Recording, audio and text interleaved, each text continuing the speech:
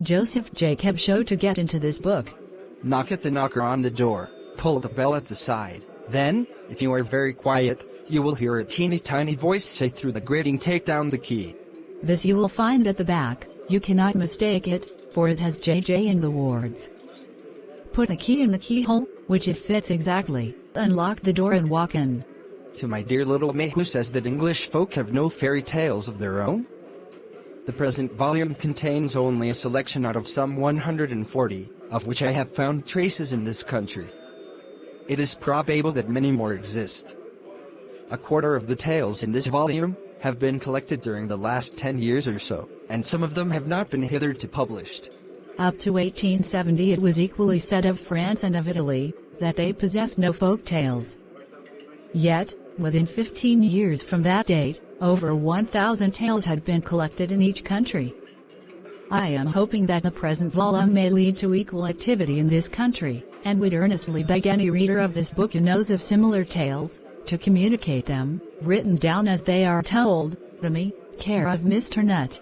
The only reason, I imagine, why such tales have not hitherto been brought to light, is the lamentable gap between the governing and recording classes and the dumb working classes of this country, dumb to others but eloquent among themselves.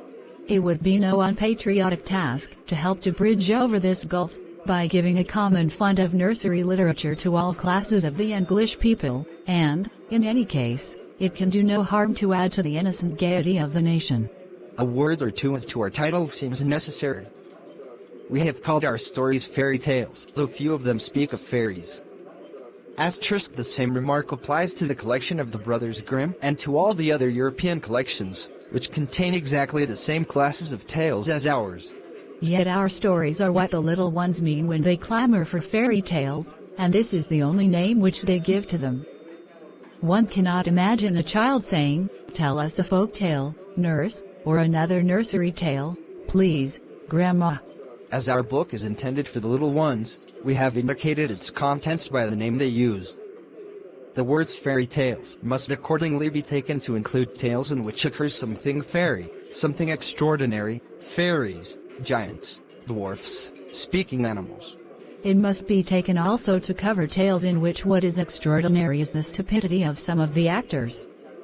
Many of the tales in this volume, as in similar collections for other European countries, are what the folklorists call drolls.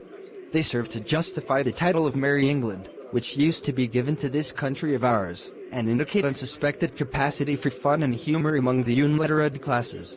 The story of Tom Teetot, which opens our collection, is unequaled among all other folk tales I am acquainted with, for its combined sense of humor and dramatic power.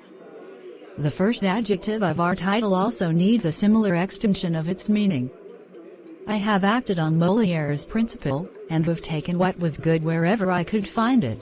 Thus, a couple of these stories have been found among descendants of English immigrants in America. A couple of others I tell as I heard them myself in my youth in Australia. One of the best was taken down from the mouth of an English gypsy. I have also included some stories that have only been found in Lowland Scotch.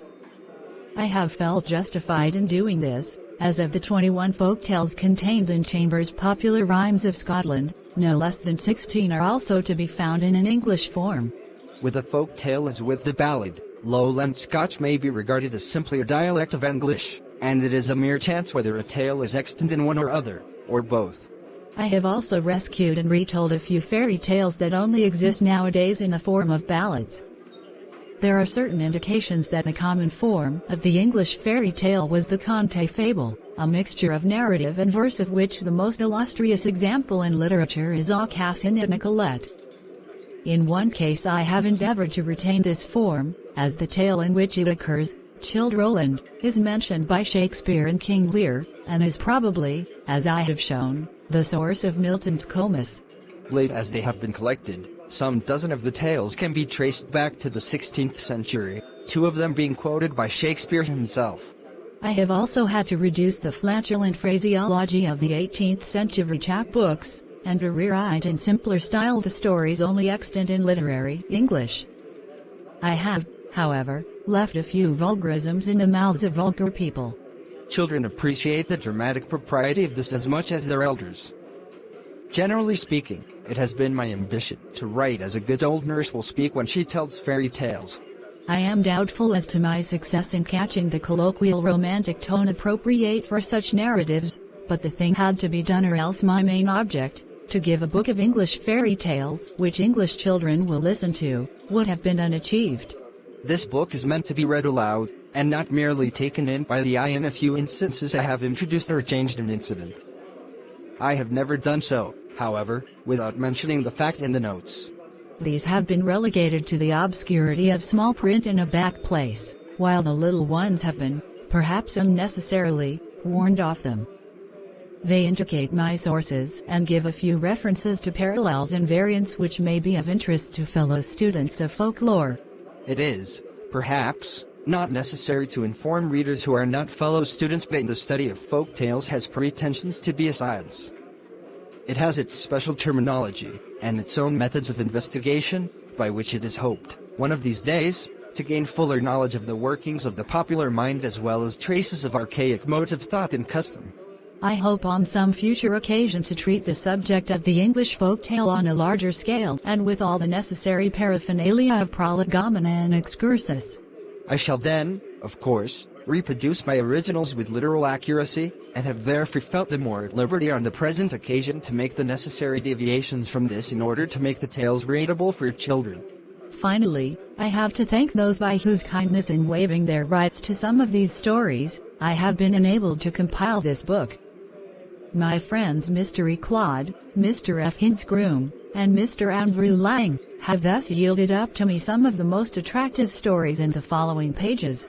The councils of the English and of the American folklore societies, and Messrs. Longmans, have also been equally generous. Nor can I close these remarks without a word of thanks and praise to the artistic skill with which my friend, Mr. J. D. Batten, has made the romance and humor of these stories live again in the brilliant designs with which he has adorned these pages. It should be added that the dainty headpieces to Henny Penny and Mr. Fox are due to my old friend, Mr. Henry Ryland.